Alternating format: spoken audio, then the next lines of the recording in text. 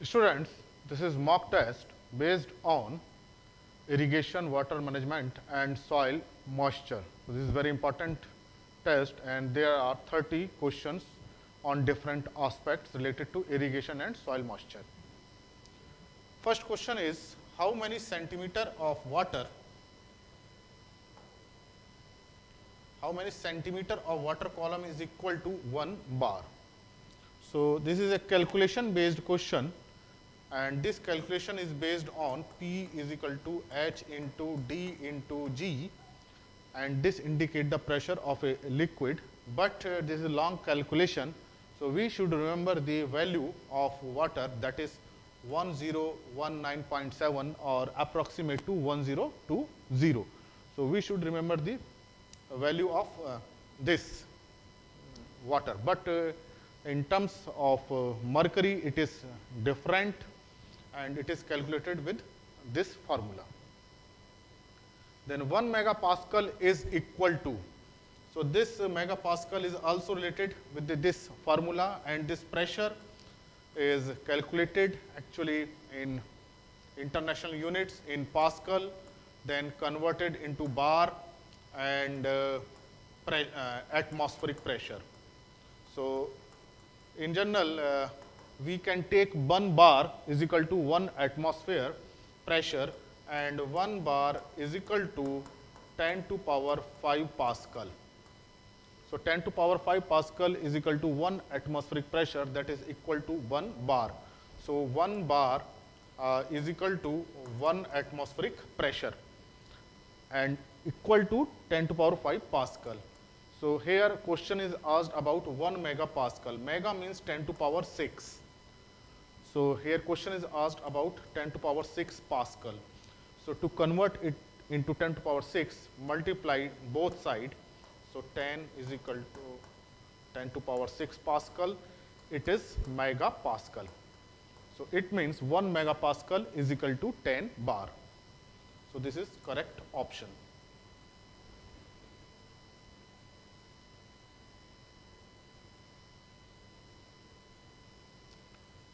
Next question is, at hygroscopic coefficient, the water is held by the soil particle with a tension of. There are different soil moisture constraints for field capacity, permanent melting point, and hygroscopic coefficient. And for hygroscopic coefficient, this value is 31 bar. And 1 bar or 0.3 bar, actually this is 1/3 bar, is at field capacity, and 15 bar is at permanent melting point. And moisture may be retained even up to 1000 bar by the soil particle. The term used to characterize the energy status of water. What is the appropriate term? Generally we use force or atmosphere, suction, tension, potential. So appropriate term for this energy status is potential. So we use another word, tension, suction, but these are not the appropriate term. Standard term is potential.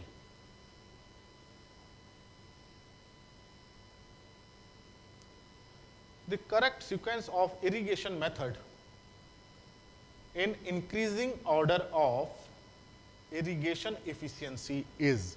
In irrigation efficiency, how much water is utilized by the crop, and the irrigation method which has minimum loss of water has more irrigation efficiency. So in case of different irrigation methods, if we look the series, then drip has maximum irrigation water use efficiency because water loss is minimum as water is applied directly into the root zone close to the plant. Then sprinkler, in sprinkler there is water loss more than drip but less than as compared to other irrigation method. Then furrow method, if we talk about furrow, and the least is in flood method. So flood method, heavy amount of water is applied and maximum is lost. So flood method has minimum water use efficiency and drip highest water use efficiency, or we can say irrigation efficiency. So now look the series. So in first option drip is there, but here flood is not more than furrow, so this option is incorrect. In this case, sprinkler is not more than drip, that's why it is incorrect. In this option, furrow is not more than sprinkler, this is incorrect. And here, sprinkler is greater than furrow and furrow is greater than flood. So this option is correct. So attempt this question carefully by arranging the sequence, then select your option. Which river basin has maximum utilizable flow of surface water? So this is Ganga river. So in Ganga river, maximum water it has used for different purpose.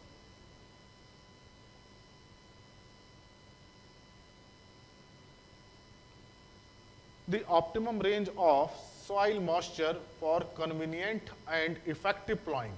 So how much moisture should be present in soil for plowing? There is a definite range or optimum range. If soil is too bad, then plowing is not possible because tractor or plow will sink into the soil and it will not make the effective plowing. Similarly, if soil is too dry, there is very less moisture, then it will not cut the soil into deep. So in both the case, either excess moisture or deficit moisture, plowing is not effective.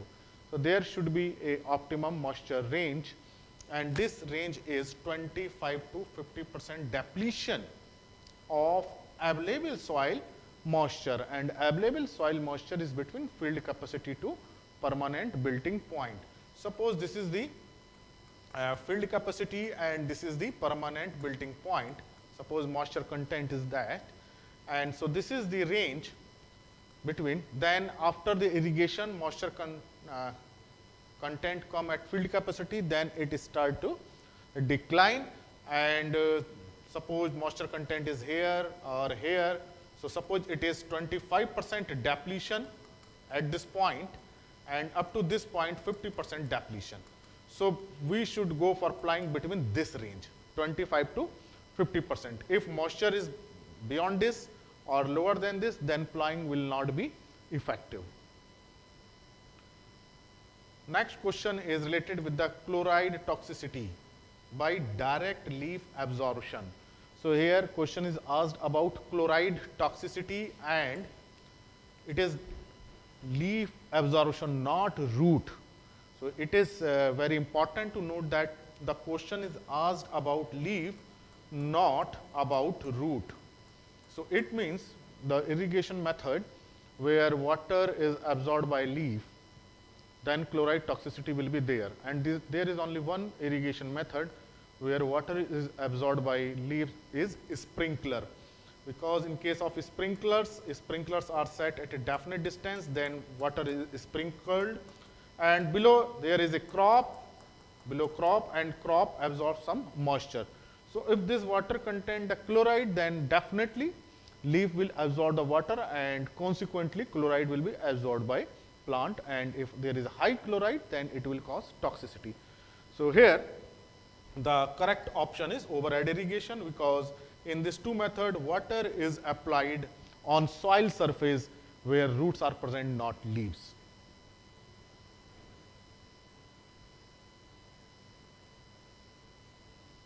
Which one is not a property of water?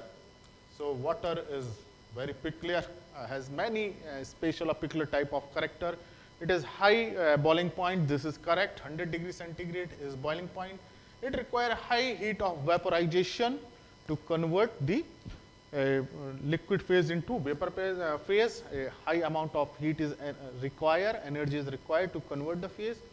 Then high specific heat, it is about 1 calorie per gram to raise per degree centigrade. Specific heat is related with the to raise the temperature of 1 gram body by 1 degree centigrade, and specific heat is about 1. So because of high specific heat, water warm later, cool later.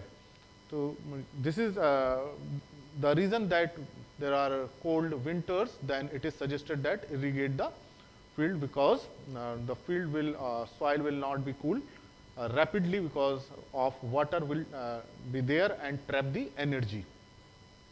So this is the another reason that the land become warmer or cooler as compared to water bodies, because water require more energy to raise its temperature. And this is low dielectric constant. So this is true, actually this is true, this is true, this is true, and this is false. It has a high dielectric constant, and dielectric constant is related with the ability of a substance or a molecule to neutralize the thing, because it has positive and negative charge. Water molecule has arranged in such a way that hydrogen ion and OH ion. So this is positive and this is negative. So charge are arranged in such a way, that's why it has high dielectric constant, and because of this high dielectric constant, it has high solubility of the substance. That's why it is said to be universal solvent. The ratio of crop yield to the total amount of water used for irrigation is called. So irrigation efficiency is not correct here, because irrigation efficiency is actually related with the how much water is applied and how much water is used by the crop. These are the different ratio: irrigation conveyance efficiency, distribution efficiency. And but when crop yield is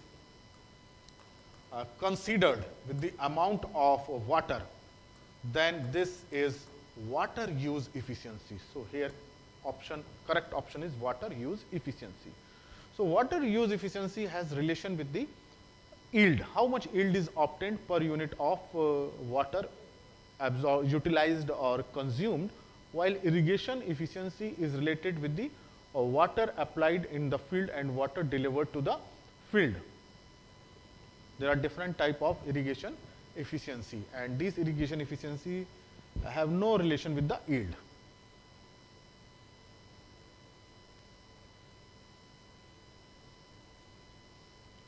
In partially dry or unsaturated soil, water moves in. So in soil water moves in liquid phase and vapor phase. There are two phases. When soil is fully saturated, then all the pores are filled with water and water move in liquid phase. As the moisture content, water content decreases in soil, this water is tightly held by soil particles and not as such move in liquid phase. So some water is moved in vapor phase because of temperature. So in partially dry or unsaturated phase, both liquid and vapor phase occur. If soil is too dry, too much dry, then water will not move. But this is very low moisture content. Here question is asked about partially dry or unsaturated soil. Then water logging causes. So suppose it is a field and water is present, and on surface also all the pores are filled. So soil is saturated, oversaturated, and also water is present on soil surface. So this condition is waterlogging. So this water move downward and reach to the groundwater table, and then groundwater table rises. So it is true. Then roots are present in soil, and there is a deficiency of air because all the pores are filled with water. There is no scope for air. All the air is escaped or removed from the soil. And roots require oxygen for respiration because these roots are living. So since there is no air, all the pores are filled with air. So there is no oxygen, so anaerobic condition is there. So poor metabolism, poor respiration, and growth is checked. And this time the crop leaves become yellow. So this is also true.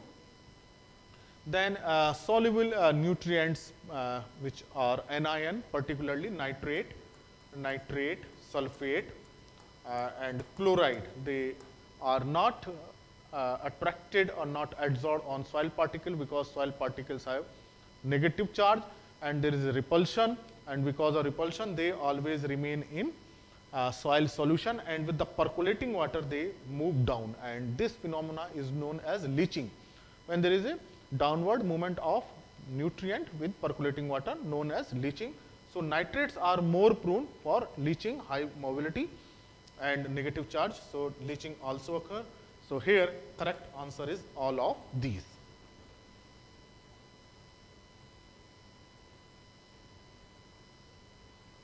Lysimeter is used to measure actual ET in the field. So this is very effective in measuring evapotranspiration. Then in sandy soil, available soil moisture at permanent building point is.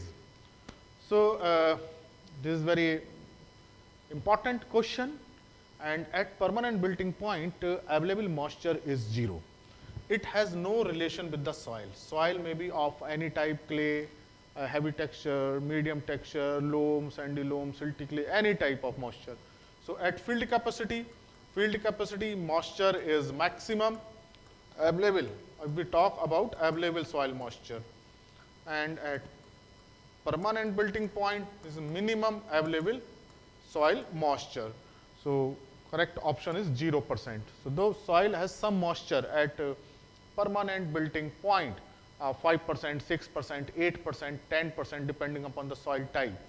But if we talk about the available soil moisture, then this 8, 10% whatever which is present at this point is not available to the plant, because moisture is tightly held by the soil particles. So as far as availability is concerned, it is 0, but some moisture is present. So this question is asked about available soil moisture, not the total soil moisture.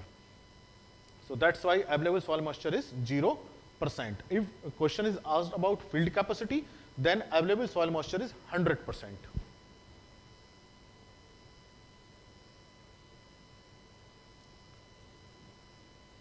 Which irrigation system is suitable for undulating land? So undulating land has no uniform slope like that, and if we go for drip, then it is very difficult to lay down the drip line along the crop row. Then flood, if we go for flood, then this elevated area will not be irrigated. So these methods are not correct. And then check basin, similarly, same problem as in case of flood. So this area, depression area, will have more moisture, and this elevated area will be dry. So in this case, a sprinkler irrigation system is suitable, because sprinklers are planted at the height and it has no relation with the slope. So water is sprinklered, so there is uniform watering of the water of the soil surface. So sprinkler irrigation system. So this is very important. Whenever there is no uniform slope, then a sprinkler system can be used efficiently. Then water in excess of the field capacity is termed as. We discussed that the maximum available water is at field capacity. Actually, when we saturate the soil, so micropores are there, and when we saturate the soil, all the pores are filled, and this is called saturated condition. And after a few hours, these micropores cannot retain the moisture for longer period, because there is a gravitational pull. Gravitational pull is also on micropore, but micropore there is a surface tension created, and because of this surface tension, water is retained in capillary force. So capillary force is more than gravitational pull. That's why in micropores water is retained for longer period, or even always remain in micropores. But in case of macropores, there is no capillary rise, no capillary force, no so much surface tension. So that's why this water move. So after saturation, macropores are emptied, and mesopores and micropores have water. So this condition is termed as a field capacity in general. So this water is moved downward because of gravitational force. So that's why this water is known as gravitational water and free water. So free water or gravitational water is that water which is not retained by micropores and move downward.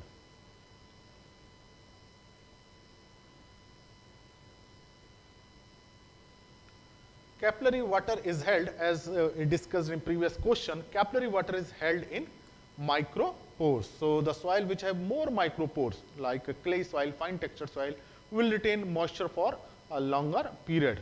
So in micropores, there is a capillary formation and water is retained.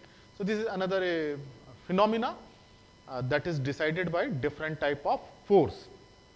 And this phenomenon doesn't take place in macropores because of more gravitational pull.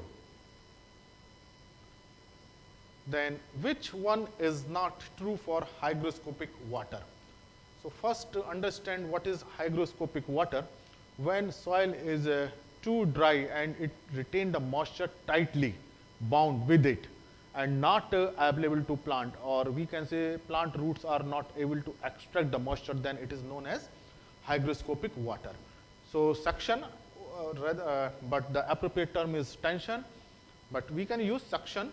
It is 31 to 1000 atmosphere, it is correct, and we have discussed this question earlier, that how much tension is at hygroscopic coefficient. So it starts at 31 and maybe goes up to 1000 atmospheric pressure, and 1 atmospheric pressure, 10,000 atmospheric pressure, and 1 atmospheric pressure is equal to 1 bar, as we have discussed earlier. So this is true. Then what, at this tension, water is tightly held, no doubt. So this tension is very high. So water is tightly held on the surface of soil. And then at this high tension, plants cannot absorb this form of water. So at hygroscopic coefficient, water is not available. So minimum or the last limit we can say is permanent wilting point, that is at 15 bar. So in other words, we can say plant can absorb moisture up to 15 bar. So contribute in mass flow of water. So in mass flow water, water moves in a liquid phase from pore to pores, but here there is no liquid phase, water is tightly held, so it is not contributing mass flow. So this is true, this is true, this is true, and this is false statement.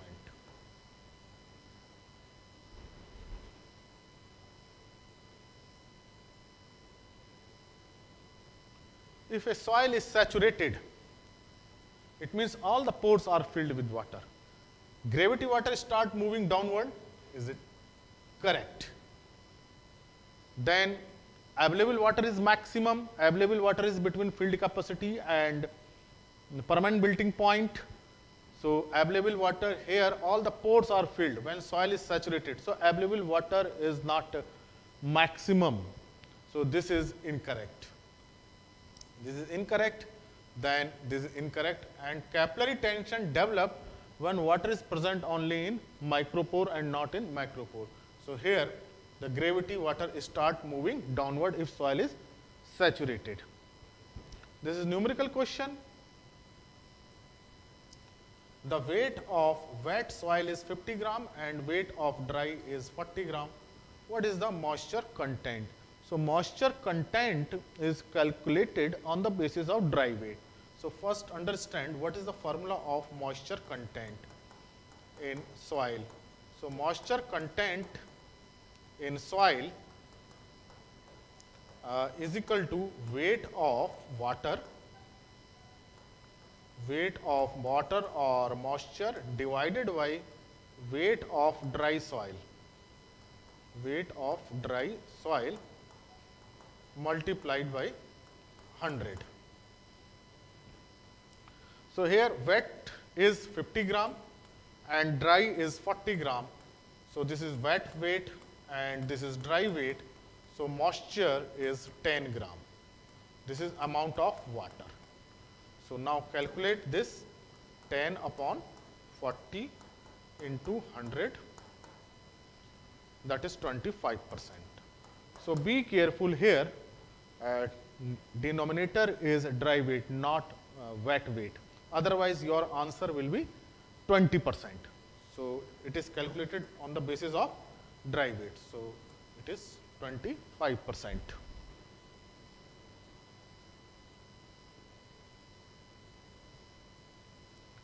At wilting coefficient, water plant roots are unable to extract water at sufficient to meet the transpiration need. At wilting coefficient, water is tightly held, and at this time soil cannot provide the sufficient moisture to maintain its transpiration rate. This is true. And this is wilting, related with the wilting, so plants begin to wilt. This is true.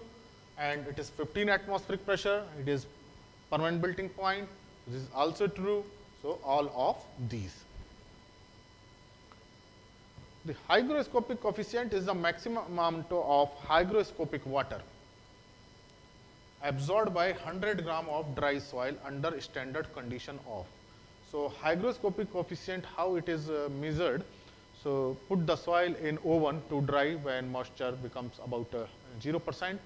Then put the soil into the air, and air has some moisture. Then in soil particles are hygroscopic, that's why they absorb the moisture from the soil, and that amount of moisture which is absorbed by the soil particle is known as hygroscopic coefficient. But what should be the humidity of the air in which soil is kept, and what should be the temperature? So, this is 50% relative humidity and 15% temperature. These are the standards to measure the hygroscopic coefficient moisture constant.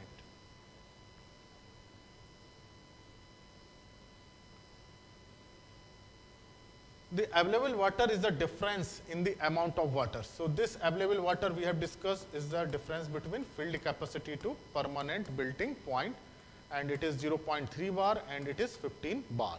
So, here option is 0.3 and 15 bar.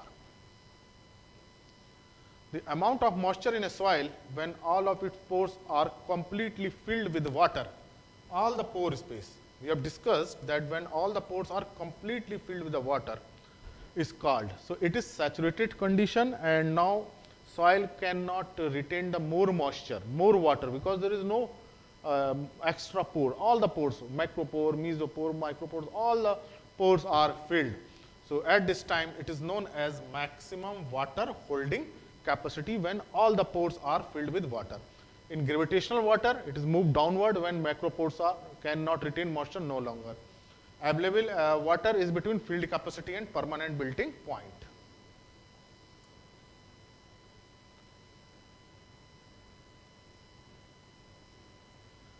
This is numerical. A crop is irrigated at IWCP ratio 0.5 with 5 centimeter depth of irrigation.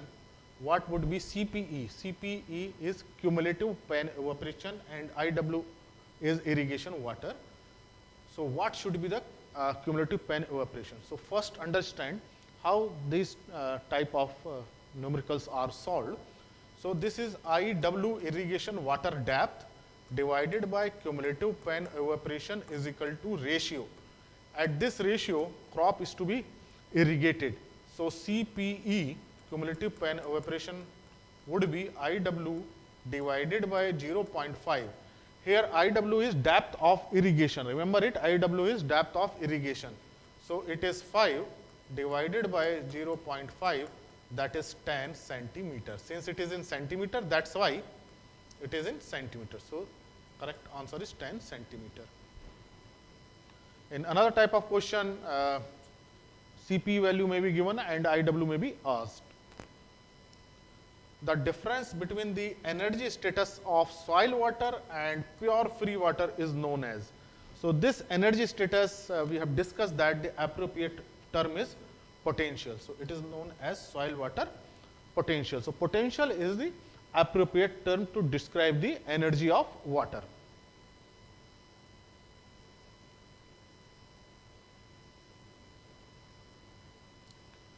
Rate of infiltration is highest in. So, suppose it is soil and this is infiltration is entry of water from soil surface into soil. So, if macropores are more, then water will enter easily.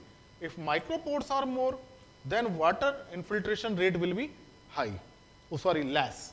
So, macropores are more, then water can move easily. While in micropores, capillary rise is there, capillary tension is there, downward movement is slow and upward movement is more. So, here this is downward movement. So, if micropores are more, then there is restricted rate of infiltration, or we can say rate of infiltration will be slow if soil has more micropore. So, to attain high infiltration rate, macropore contributes maximum. and macropore are more in light textured soil, sandy type of soil. That's why in sandy soil, rainfall water move inside the soil quickly as compared to clay soils. Now, metric force is, there are different type of force, metric force, osmotic force. So, metric force is attraction of soil solids for water. How the soil is attracted or bind with the water is known as metric force. So, it is the attraction force of soil solid for water, and this is the reason that water is attached with the soil particles because of metric force. If metric force is high, it means soil particles will retain moisture with a great force or great tension, and water will not be available to the plants. Then osmotic forces. Osmotic force is related with the osmosis, we can say, and if ions are more, then osmosis is more, and it is the attraction of ion and solutes for water. So, this osmotic force is related with the ion and water. If in a container water is present and we add some salt in this container, then osmotic force will be more because ions will attract it towards water, and then water is attached with the ion and its availability to the plant will be less because they are not free, or we can say free movement of water is reduced because of availability of ions. So, ions may be sodium, chloride, potassium, calcium, whatever, and then water is attached to this calcium, potassium, chloride, sodium, whatever ions are present, and their movement is reduced. Since their movement is reduced inside the soil, then availability to plant is reduced. So, soil water if has high osmotic force, then availability of water will be less. So, this is the reason that in saline soil where salt is more, in water movement is less and availability of water is poor. Then what is the potential of pure water? We have discussed about the potential. It is related with the free energy. As in case of metric force, free energy is reduced because water is attached to soil particles. Osmotic force, water is attached to ions, their free energy is reduced, means potential is reduced. So, in case of pure water, the potential is considered 0.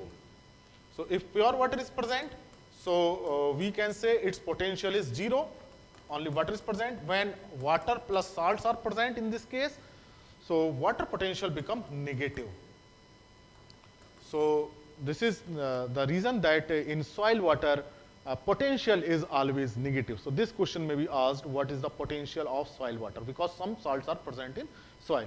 So, remember that pure water potential is considered 0. So, this was about the mock test. Thank you very much.